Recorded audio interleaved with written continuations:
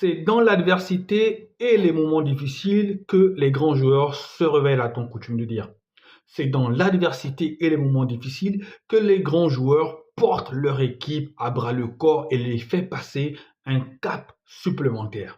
Eh bien, ce soir, les amis, le PSG se déplace sur le terrain de Salzbourg et le PSG a 3 matchs pour valider sa qualification. Au moins 3 matchs pour espérer finir parmi les 24 équipes ou du moins finir à partir de la 9e à la 24e équipe qui vont discuter les barrages pour se qualifier pour les quarts de finale.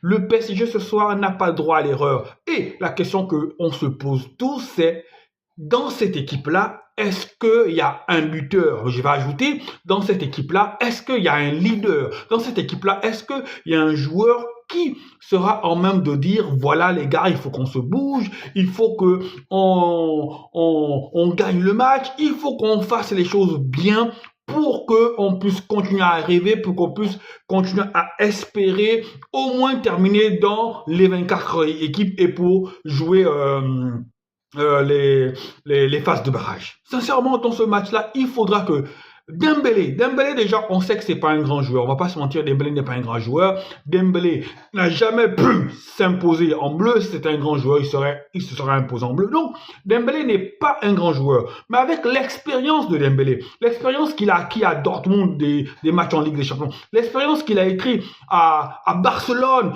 Dembélé doit être ce joueur-là. Dembélé doit être ce leader-là. Dembélé doit être celui qui doit mener tout le monde dans son sillage. Mais est-ce que Dembélé en a la capacité?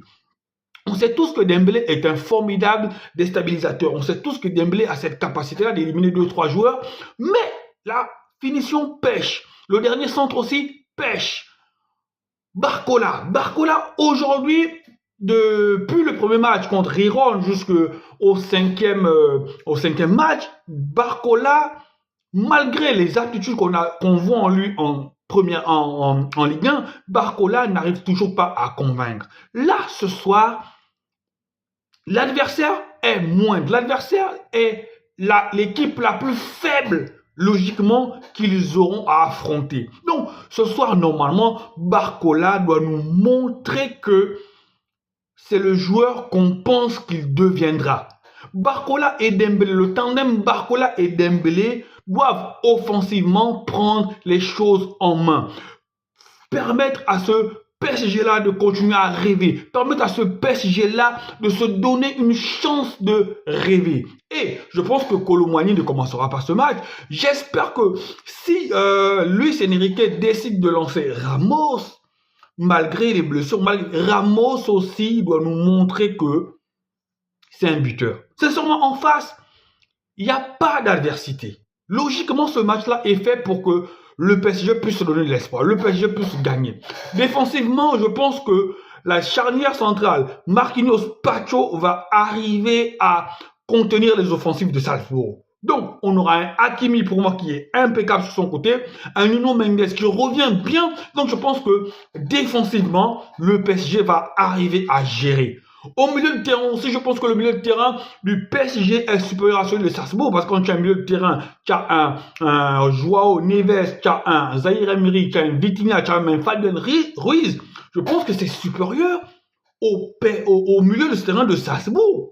Donc, le milieu de terrain du PSG doit faire ce gros travail-là et Vitinha doit être ce joueur-là qui arrive à casser des lignes, ce joueur-là qui doit se projeter, ce joueur-là qui doit prendre des risques, ce joueur-là qui doit avoir un gros volume de jeu et ce joueur-là qui doit aussi, en milieu de terrain, montrer la voie. Montrer la voie. Donc, la victoire ou le fait que le PSG doit continuer à rêver doit passer ce soir par une victoire contre Salzbourg. Sincèrement, un tout autre résultat qu'une victoire contre Salzbourg, ça va être compliqué. Parce que, imaginons, scénario catastrophe. Ce soir, le PSG ne gagne pas contre Salzbourg. On va dire un match nul contre Salzbourg.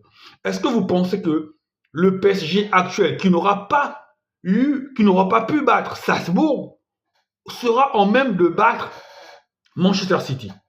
Donc, vaut mieux, pour avoir un peu l'esprit, au moins pour avoir l'espoir de finir parmi les 24, il serait judicieux pour le PSG de battre Salzbourg de faire un match nul contre City, ou même si tu prends une défaite contre City, et d'aller faire ta finale à Stuttgart. D'aller faire ta finale à Stuttgart. Donc, le match de ce soir est capital. Le match de ce soir est très important. Peu importe la manière, peu importe comment, peu importe que le jeu soit léché ou pas, peu importe qu'il y a... Le PSG n'a pas droit à l'erreur. Le PSG doit gagner aujourd'hui et aller faire sa finale à Strasbourg. Sincèrement, je ne suis pas parisien. C'est pas mon club de cœur, mais j'aimerais voir une Ligue des Champions qui continue avec le PSG. Parce que si la Ligue des Champions du PSG s'arrête maintenant, sincèrement, la saison va être longue pour les joueurs de Paris. Je ne dis pas que si la saison européenne du PSG s'arrête maintenant, qu'ils vont lâcher le championnat, mais pour les joueurs, pour le club de la capitale, c'est toujours bien, même pour les investisseurs, les Qataris, c'est toujours bien de jouer la Ligue des Champions. Donc, ils ont intérêt, ces Parisiens-là, à gagner ce match aujourd'hui, sincèrement. Ils ont intérêt à gagner le match. Match nul, défaite.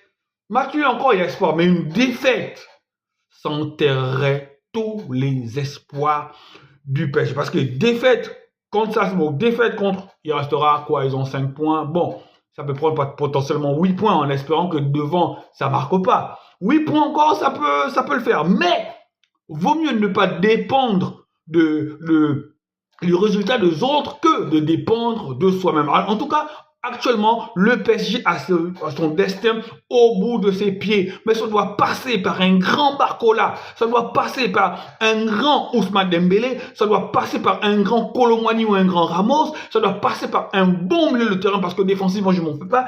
Et ça doit passer aussi par un grand Donnarumma. J'espère que ce Donnarumma qui sera titulaire et que Donnarumma, sur les rares tirs qu'il aura négociés, qu'il les négociera bien. Allez, ciao, ciao, on se retrouve à 21 h pour le match.